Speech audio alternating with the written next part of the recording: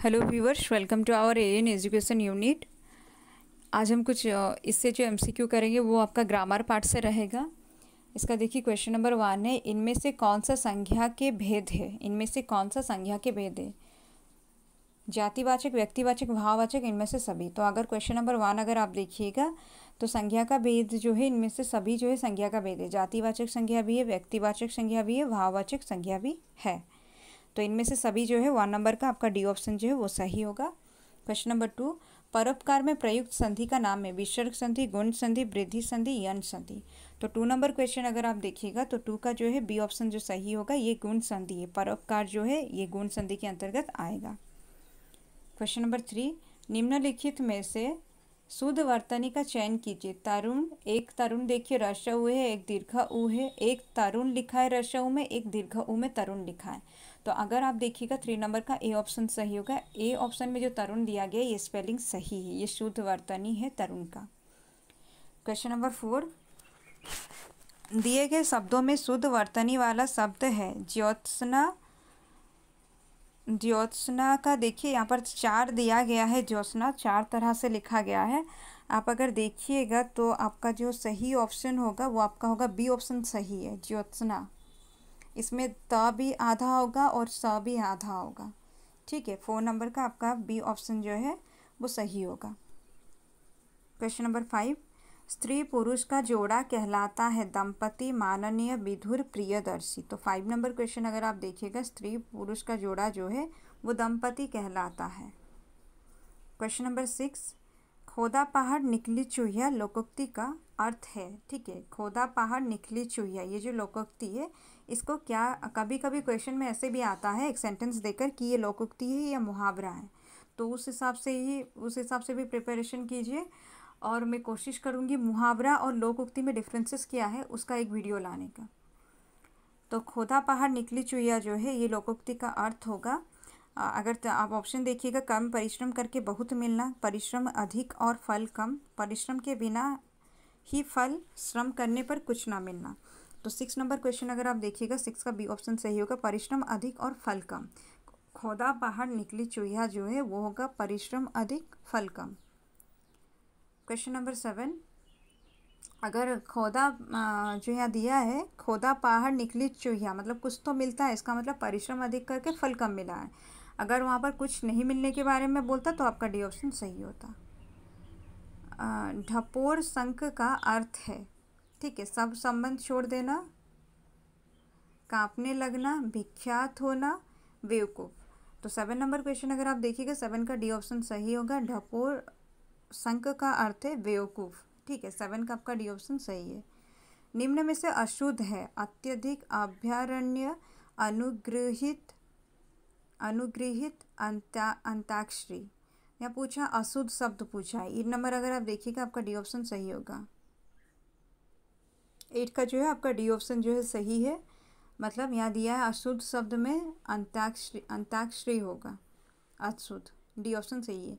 अचर का विलोम शब्द क्या है? विचर, सचर, चर, आस्था। 9 नंबर क्वेश्चन अगर आप देखिएगा 9 का सी ऑप्शन सही होगा। अचर का चर शब्द जो है विलोम होगा।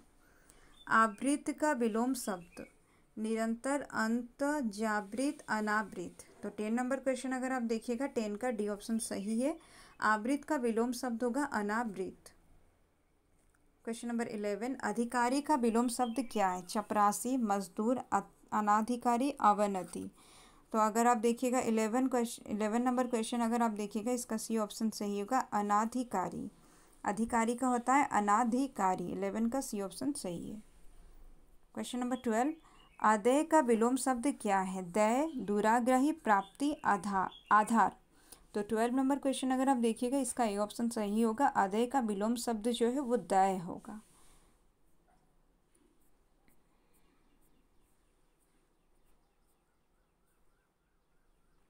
वो दय होगा। क्वेश्चन नंबर 12 जो है इसका ए ऑप्शन सही है। क्वेश्चन नंबर 13, गुरु दक्षिणा समस्त पद का विग्रह कीजिए। गुरु की दक्षिणा, गुरु के लिए दक्षिणा, गुरु और दक्षिणा। तो बी ऑप्शन सही होगा, गुरु के लिए दक्षिणा। 13 का बी ऑप्शन सही है।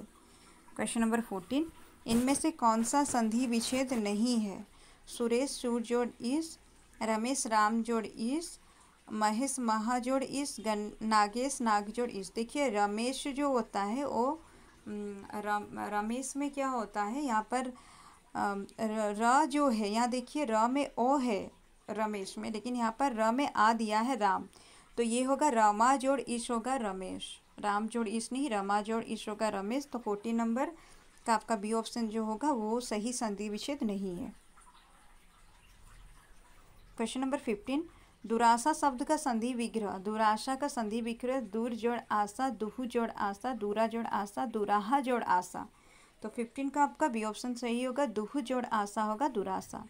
क्वेश्चन नंबर 16, देश प्रेम शब्द में कौन सा समास है? देश प्रेम बहुब्रीहि तत्पुरुष अव्ययी भाव, तो ये संप्रदान तत्पुरुष समास होगा। देश के लिए प्रेम होगा देश प्रेम, तो आपका हो जाएगा बी ऑप्शन जो है सही है, 16 का बी ऑप्शन सही है। क्वेश्चन नंबर 17, प्रिय का स्त्रीलिंग होगा, प्रिय का स्त्रीलिंग प्रियतम, प्रिया, प्रिय, प्रियशु। तो 17 नंबर क्वेश्चन अगर आप देखिएगा 17 का बी ऑप्शन सही होगा। प्रिया जो है प्रिय का स्त्रीलिंग शब्द, प्रिय का स्त्रीलिंग होगा प्रिया। 17 का बी ऑप्शन जो है वो सही है। क्वेश्चन नंबर 18, गायक शब्द का स्त्रीलिंग क्या होगा? गायिक, गायिकी, गायिक, गायिका, गायिका। तो 18 नंबर का सी ऑप्शन जो है वो सही होगा, गायक शब्द का स्त्रीलिंग रूप होगा गायिका। क्वेश्चन नंबर 19, जेठ शब्द के कौन सा प्रत्यय लगा दिया जाए कि जेठ शब्द में कौन सा प्रत्यय लगा दिया जाए कि वो स्त्रीलिंग बन जाएगा? आनी, एक आनी में दीर्घ ई है, एक आनी में ह्रस्व ई है, दूसरा नी है और तीसरा जो है दीर्घ ई है। तो 19 नंबर क्वेश्चन अगर आप देखिएगा 19 का ए ऑप्शन सही होगा, आनी आ और 9 में दीर्घ ई। जेठ में अगर आनी लगाइएगा तो वो जेठानी बनेगा और वो स्त्रीलिंग रूप हो जाएगा जेठ का। आनी प्रत्यय याद रखिएगा, 9 में दीर्घ ई। क्वेश्चन नंबर 20, पीयूष राम को पीट रहा है, इसमें रेखांकित पीयूष शब्द में कारक कौन सा है? ठीक है, पीयूष राम को पीट रहा है, पीयूष पीटने का काम कर रहा है लेकिन वो राम को पीट रहा है। तो पीयूष जो होगा यहाँ पर देखिए 4 ऑप्शन है, कर्ता, करण, कर्म, संप्रदान। तो पीयूष जो है वो आपका कर्ता होगा, इसलिए ये यहाँ पर कर्ता कारक जो है विभक्ति चिन्ह रहित है। तो पीयूष पूछा गया है यहाँ पर, ये कर्ता कारक के अंतर्गत आएगा। 20 का आपका ए ऑप्शन जो है वो सही है। क्वेश्चन नंबर 21, माँ बच्चे को दूध पिला रही है में कौन सा कारक है? संबंध कारक, अपादान कारक, कर्म कारक, अधिकरण कारक। देखिए अधिकरण कारक नहीं होगा, संबंध कारक भी नहीं होगा, कर्म कारक और अपादान कारक में अपादान कारक भी नहीं होगा, कर्म कारक होगा। कारक का वीडियो जो है अपलोड किया गया है, जिसको भी कारक में डाउट है वो जाकर कारक का वीडियो को प्लेलिस्ट में ढूंढकर पढ़ सकते हैं, अच्छे से समझ लीजिए, उससे समझ में आएगा आप सबको। तो अगर आप 21 नंबर क्वेश्चन अगर आप देखिएगा, इसका जो है सही ऑप्शन जो है वो होगा कर्म कारक। क्वेश्चन नंबर 22, जिस वस्तु पर क्रिया के व्यापार का फल पड़ता है उसे सूचित करने वाली संज्ञा को कौन सा कारक कहते हैं? जिस वस्तु पर क्रिया का फल व्यापार का फल पड़ता है उसे सूचित करने वाली संज्ञा को कौन सा कारक कहते हैं? कर्ता, कर्म, अपादान, संप्रदान। तो वो आपका हो जाएगा कर्म कारक। 22 का बी ऑप्शन जो है सही है। क्वेश्चन नंबर 23, यादृच्छिक शब्द से कौन सा प्रत्यय है?